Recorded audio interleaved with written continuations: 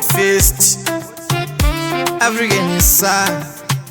say please DJ Rati tinoenda kuchikoro kunorava magwaro tapedza magwaro totsvaga masororo tawana masororo tinomhanyira kudoro kana pedzwa nemucholo tiku raramira nyama doro neBonde tiku raramira nyama doro neBonde tiku raramira nyama doro neBonde vamwe pfungwa dzangu patindizo raramira nyama doro neBonde tiku raramira nyama doro neBonde tiku raramira nyama doro neBonde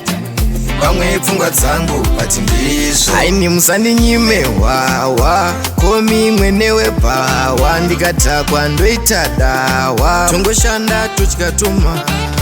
doro nyama neBonde life mutserendende zvakonzera tishande ndikatakwa ndina wandoshauta sani ndongofunga kubvauta raramira nyama doro neBonde tiku raramira nyama doro neBonde tiku raramira nyama doro neBonde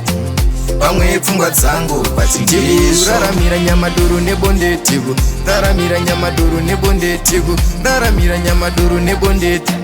vamwe pfungwa dzangu rinondikapera ndisina mukadzi ndiri kuitengesa ndoidipilo yechitu ini ndichirara ndiri 1 tinoenda kuchikoro kunorava magwaro tapedza magwaro totsvaga masororo tawana masororo tinomhanyira kudoro kana pedzwa nemucholo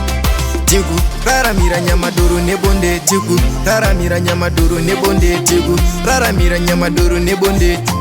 vamwe pfungwa dzangu patindizo raramira nyama doro neBonde tiku raramira nyama doro neBonde tiku raramira nyama doro neBonde